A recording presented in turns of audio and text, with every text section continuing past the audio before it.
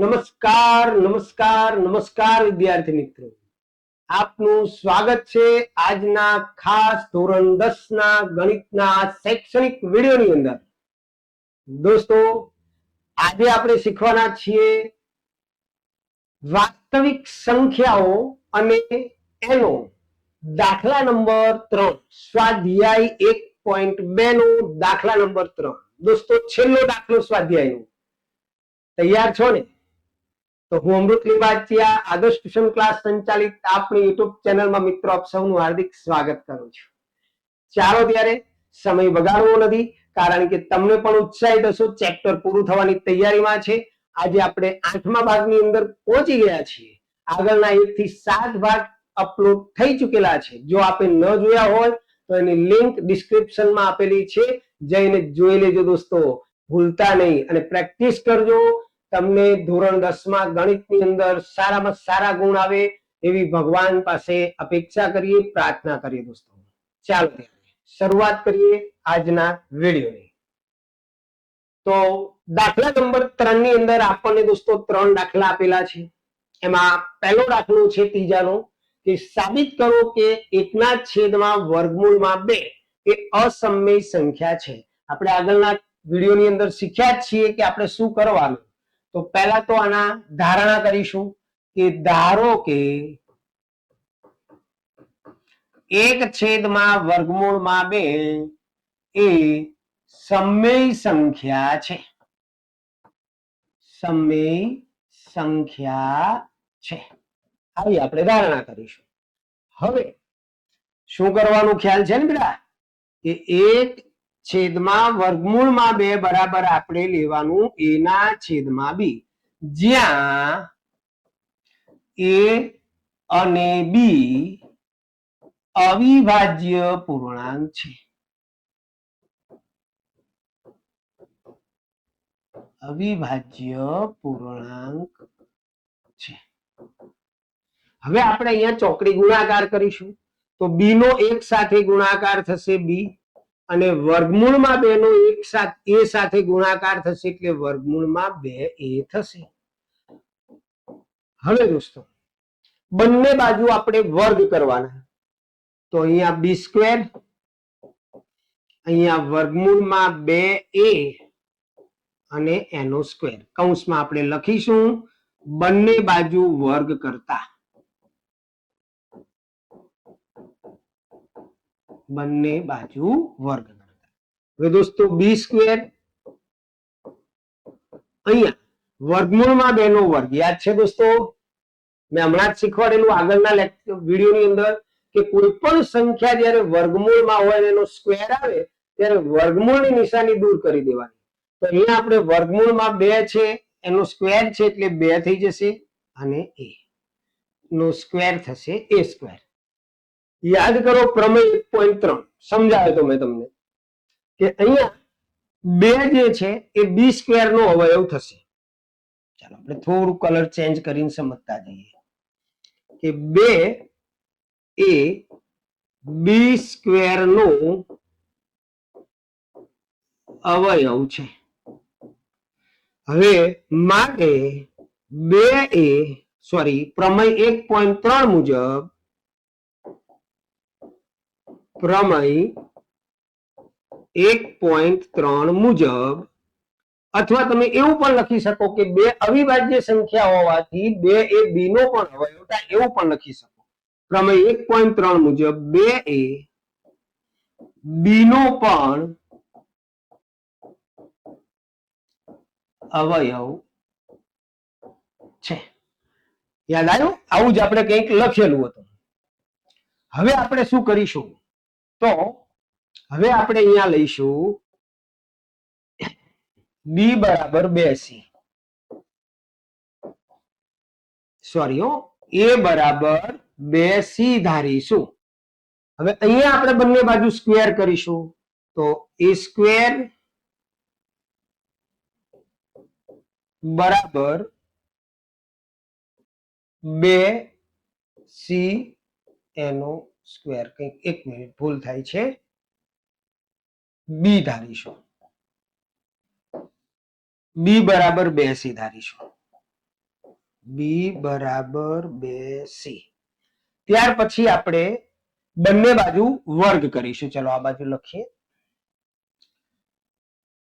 એક જ સેકન્ડ હો. બી બરાબર 2c. બંને બાજુ વર્ગ કરીશું એટલે બી સ્ક્વેર બરાબર 4c² થશે. બંને બાજુ વર્ગ કરતા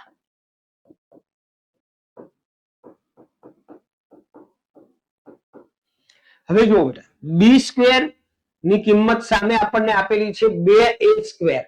તો આપણે આ બી સ્ક્વેર છે એની જગ્યાએ આપણે મૂકીશું 2a².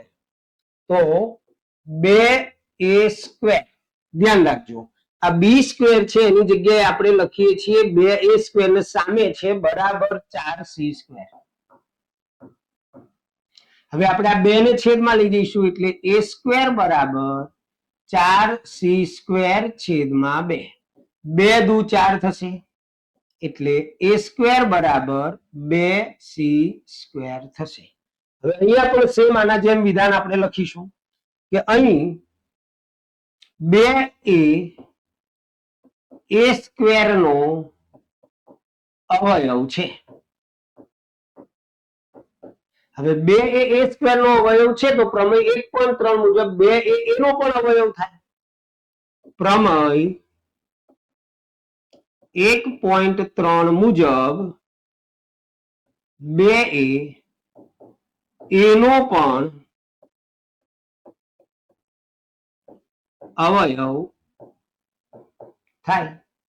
હવે દોસ્તો તમે જુઓ, અહીંયા આપણને શું કીધું કે 2 એ બી નો અવયવ છે. અહીંયા કીધું 2 એ એ નો અવયવ છે. મતલબ 2 એ અને બી બંનેનો કેવો અવયવ થઈ ગયો? સામાન્ય અવયવ થાય. તો અહીંયા આપણે લખીશું કે 2 એ અને બી બંનેનો સામાન્ય અવયવ છે.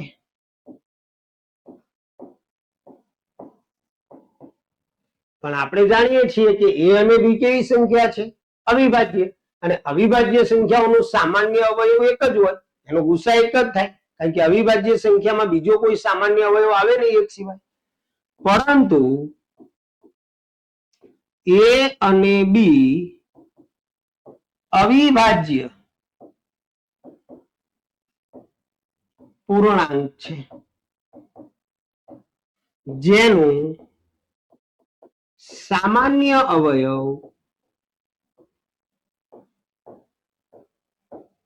એક જ હોય. મતલબ કે અહીંયા જે 2 આયા એ અને બી નો સામાન્ય અવયવ એ ખોટું છે. મતલબ આપણે કરેલી જે ધારણા છે એ ખોટી છે. બરોબર? આથી આપણે કરેલ ધારણા કે 1/2 સમમેય છે તે ખોટી છે. માટે 1/2 એ અસમમેય સંખ્યા છે.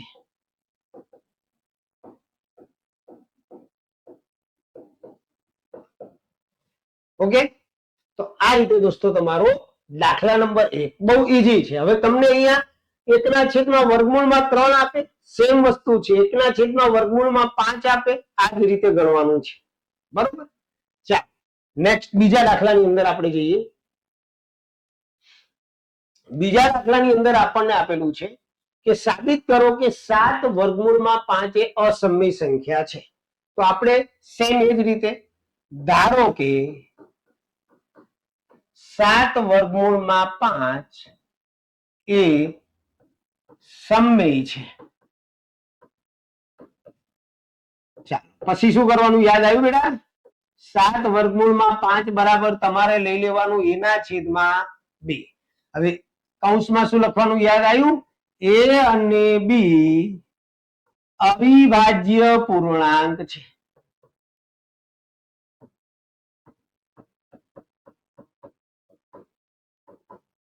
એ અને બી એ અવિભાજ્ય પૂર્ણાંક છે. હવે તમારે આ 7 ને જો અહીંયા પેલા કરતા થોડો અલગ છે, નાનો દાખલો છે. 7 છે છેદમાં જશે ખાલી. વર્ગમૂળમાં 5 બરાબર a છેદમાં 7b થશે. આ 7 અંશમાંથી છેદમાં જશે. હવે a છેદમાં 7b એ કેવી સંખ્યા થઈ? અવિભાજ્ય છે a અને b એટલે સમમેય સંખ્યા થઈ. અહીં a છેદમાં 7b એ સમમેય છે, તો વચ્ચે ઇક્વલ ટુ છે તો આ પણ સમમેય થાય. તેથી વર્ગમૂળમાં 5 એ પણ સમમેય થાય. પરંતુ દોસ્તો આપણે જાણીએ છીએ, પરંતુ વર્ગમૂળમાં 5 એ તો કેવી સંખ્યા છે? અસમમેય. વર્ગમૂળમાં 5 એ અસમમેય સંખ્યા છે.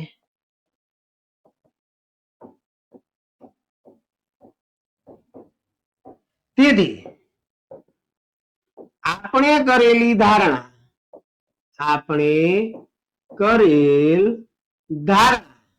શું ધારણા કરી કે ભાઈ 7 વર્ગમૂળમાં 5 સમમેય છે તે ખોટી છે. મતલબ સાબિત થઈ ગયું કે ભાઈ 7 વર્ગમૂળમાં 5 એ કેવી સંખ્યા છે? તો કે એ અસમમેય સંખ્યા છે. ઓકે, બહુ જ ઈઝી રીત છે, લખાણ વાળો દાખલો છે. આ રીતે તમારે ગણવાનો છે. ચાલો લાસ્ટ દાખલાની અંદર જઈએ આપણે. 6 વત્તા વર્ગમૂળમાં 2 અસમમેય સંખ્યા છે. હવે તો તમને આવડી જ ગયું હોવું જોઈએ ભાઈ, ખ્યાલ આવી જ ગયો હોવો જોઈએ. જો સૌથી પહેલા આપણે કરીશું ચાલુ કે ધારો કે અલગ ધારણા કરવાની કે 6 વત્તા વર્ગમૂળમાં 2 એ સમમેય સંખ્યા છે. આપણે અસમમેય સાબિત કરવાનું છે એટલે પહેલા એની ઉલટી ધારણા કરવાની. સમમેય છે. શું કરવાનું બેટા? પછી રેડી ને?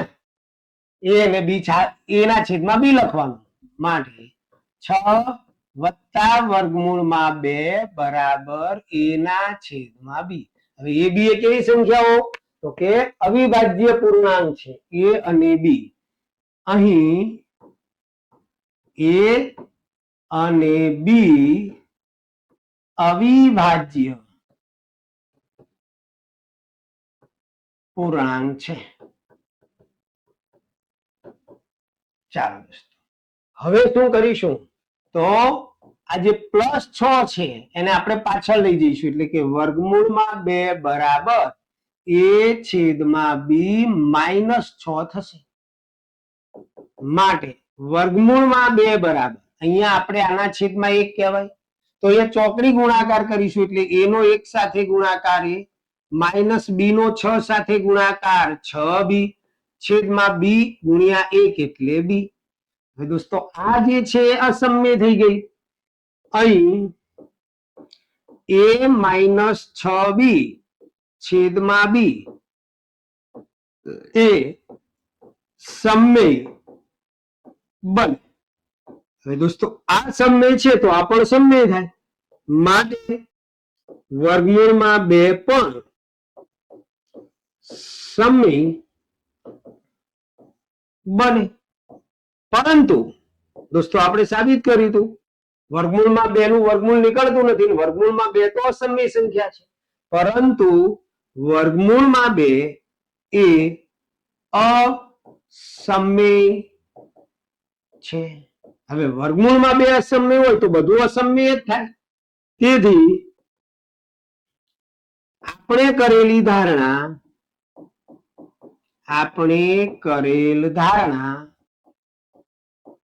કઈ ધારણા કરી? તો કે 6 વત્તા વર્ગમૂળમાં 2 સમમેય છે તે ખોટી છે. અને માટે આપણું સાબિત થઈ ગયું કે માટે 6 વત્તા વર્ગમૂળમાં 2 એ અસમમેય છે. ઓકે, ખાસ સ્ટાન્ડર્ડ ગણિત જેને સ્ટાન્ડર્ડ મેથ્સ રાખેલું છે એમને આ દાખલાઓ ખાસ કરવાના દોસ્તો પૂછાશે. બરોબર, તો અહીંયા આપણું જે ચેપ્ટર છે વાસ્તવિક સંખ્યાઓનું એ અહીંયા પૂરું થાય છે દોસ્તો. હવે આપણે ચેપ્ટર 2 માં જઈશું નેક્સ્ટ વિડીયોની અંદર. જો આપને અમારો વિડીયો ગમ્યો હોય, અમારું કામ ગમ્યું હોય તો વિડીયોને લાઈક અને શેર જરૂર કરજો દોસ્તો. અને જો આપ અમારી ચેનલ પર નવા હોવ તો સબસ્ક્રાઇબ કરવાનું ભૂલતા નહીં દોસ્તો, જેથી નવા બનનાર તમામ લેટેસ્ટ વિડીયોની નોટિફિકેશન આપના સુધી પહોંચી જાય અને આપ ખૂબ જ સારી રીતે અભ્યાસ કરી શકો. અમે સતત આપના જે ગણિતની અંદર મુશ્કેલી પડી રહી છે, ગણિતમાં જે તકલીફ પડી રહી છે એને દૂર કરી અને તમને આત્મવિશ્વાસ વધારવાનો પ્રયત્ન કરીશું. ચાલો ત્યારે મળીશું નેક્સ્ટ વિડીયોમાં. ત્યાં સુધી આવજો. જય સ્વામિનારાયણ.